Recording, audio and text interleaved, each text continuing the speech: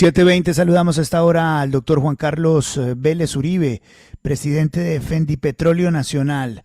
Doctor Vélez, gracias por acompañarnos. Buenos días. Buenos días para usted, Luis Carlos, y para toda la audiencia. Gracias, doctor Vélez.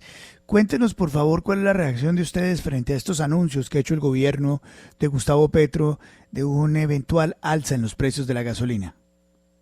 Bueno, nosotros hemos venido advirtiendo de tiempo atrás que la situación del Fondo de Estabilización de Precios del Combustible cada vez se hace más insostenible.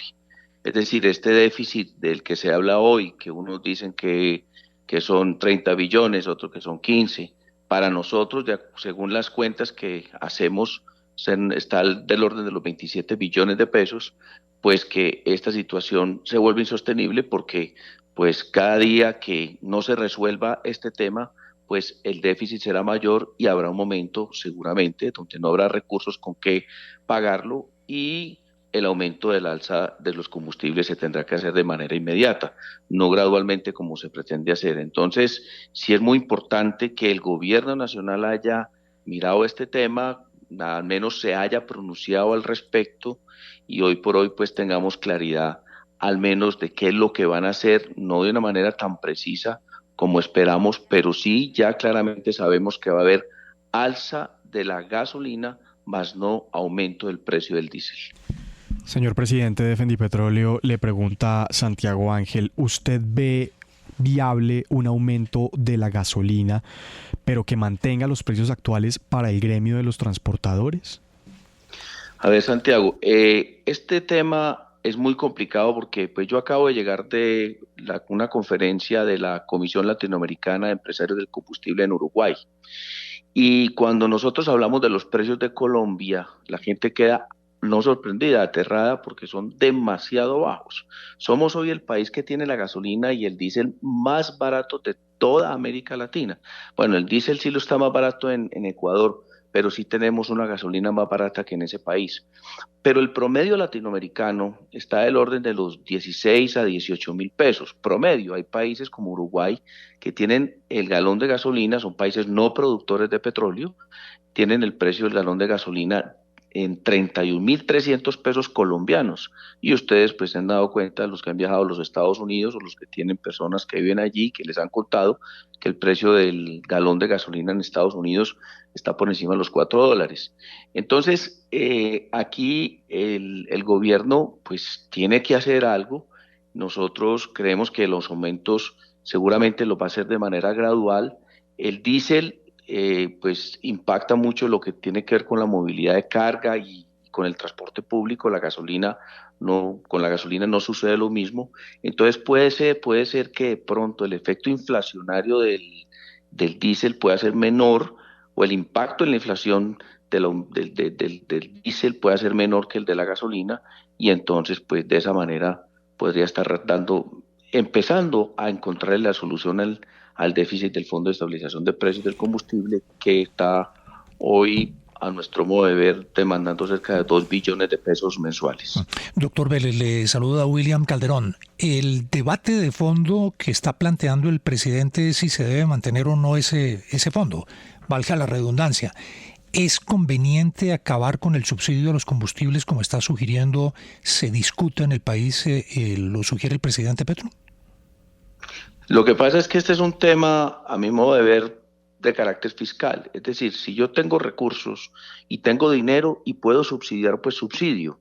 Hay que ver hasta qué punto el gobierno nacional está en capacidad de seguir subsidiando el combustible. Sin embargo, nosotros hemos visto que en otros países un aumento precipitado del combustible puede llevar fácilmente a protestas sociales. El caso de Ecuador, que es muy reciente. Tuvimos una situación en el Perú. En algunos países de Asia Central se presentó también una situación parecida y pues hay un temor de alguna manera por parte de los gobiernos, y es mi sensación de que aumentar el precio del combustible podría llevar a unas protestas sociales y afectar gravemente el capital político que pueda tener un gobierno. Entonces ya quedará en manos de este gobierno cómo va a aumentar el precio de la gasolina sin afectar mucho el bolsillo de las personas, pero es una decisión que se tiene que tomar. Es que esto esto ya no aguanta más. Nosotros estamos preparados en las estaciones de servicio para enfrentar esta situación que se nos viene.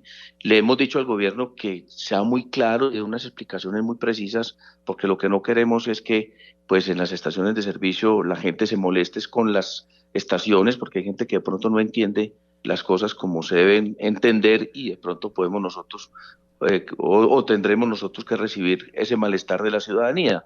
Así que pues el aumento vendrá porque vendrá, y a mi modo de ver el gobierno nacional tiene que resolver esa papa caliente que le dejó el gobierno anterior. Doctor Vélez, buenos días, lo saluda Juan Lozano. A propósito de lo que usted estaba diciendo, este es un sector altamente competido, hay muchas estaciones, varios mayoristas, y lo que hemos visto es que hay casi que una guerra de precios.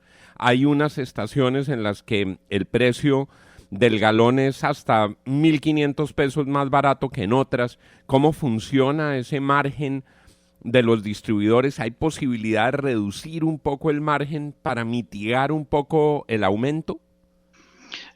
Juan, pues le cuento, en Colombia existe un precio de la gasolina y del diésel que está establecido por una estructura de precios.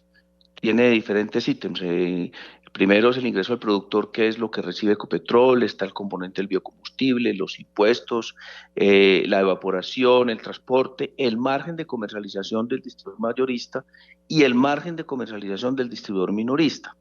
Prácticamente, digamos, un galón de gasolina lo está comprando el minorista en el orden de los 8.300, 8.400 pesos, 8.500, dependiendo de la región o la zona, y las utilidades que está obteniendo hoy el distribuidor minorista son muy relativas, en el sentido que hay una guerra de precios donde nosotros ya hemos interpuesto denuncias en la Superintendencia de Industria y Comercio. En el pasado se presentaron unas acciones penales contra empresas mayoristas que tienen capital extranjero y que han venido a Colombia a implementar una estrategia que les ha funcionado en esos países, pero que ha destruido la propiedad de las estaciones de servicio. Es decir, el caso de Chile. No, yo acabo de llegar de un congreso latinoamericano de estaciones de combustible y es increíble que ya no haya representación chilena, porque el gremio que yo represento en Colombia ya no existe en Chile, porque la guerra de precios acabó con los pequeños distribuidores minoristas de combustible. Entonces, sí hay diferencia de precios entre las estaciones, pero en Bogotá en particular, donde hicimos el estudio, ciertos corredores como el de la 68, como el de la séptima, como otros corredores como el de la 30, se nota y se evidencia una guerra de precios que lo que está haciendo es requebrando a las estaciones, que todavía es más grave porque es quedarnos después sin suministro. Pero la verdad es que las estaciones de servicio pues siempre van a tener que garantizar un margen de comercialización que es el que ellas perciben para poder operar, y ahí se tienen que pagar los trabajadores, los servicios públicos, los impuestos, etcétera. Sí, señor Vélez, digamos que la preocupación, creo que en gran parte de los colombianos pues se entiende que es un fondo muy grande, que es un subsidio muy alto y que esto debería haberse empezado a desmontar desde hace rato, gradualmente. Ahora, el tema aquí es el efecto en todo, ¿no? El efecto en el transporte, el efecto en los alimentos, el efecto en la inflación. De desmontarse, ¿usted cuánto calcula que sería el efecto o las consecuencias para el costo de vida? Pues medirlas es muy difícil, muy difícil. Sin embargo, yo pensaría que en la medición del costo de vida o la inflación, pues al no aumentar el diésel por ahora, porque más adelante lo tendrán que hacer, más aún un país que importa el 33% del total del diésel que consume, pues digamos no va a impactar tanto a la inflación, pero el bolsillo del ciudadano del común, vamos a poner un ejemplo, la gasolina. Uno dirá, bueno, ¿quiénes son los consumidores de gasolina en el país? Pues claro, quien tiene por lo general un vehículo automotor, algunos taxistas, algunas personas del transporte público, pero sobre todo el más importante son las personas que tienen moto.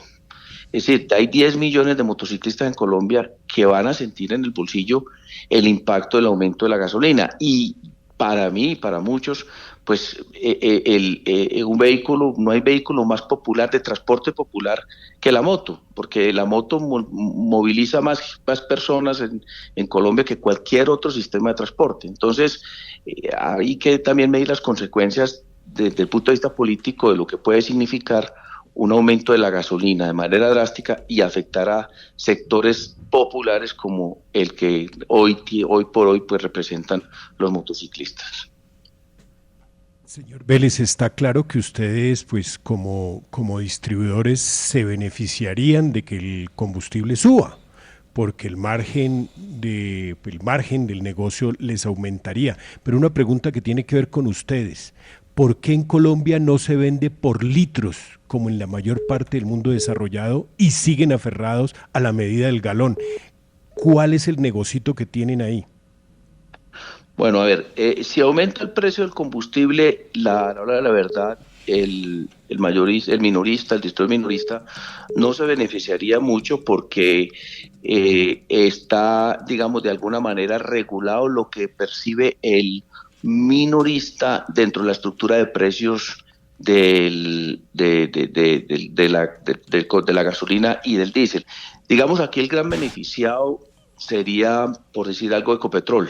El aumento que se daría del precio del combustible se trasladaría prácticamente a Ecopetrol. ¿Y el por qué no utilizamos litros? Es buena pregunta. Los únicos países que utilizamos galones en América Latina somos Perú, Ecuador y Colombia. Y de hecho, en estos congresos internacionales a los que uno asiste, pues no puede hablar en galones, sino tiene que hacer inmediatamente la conversión a litros.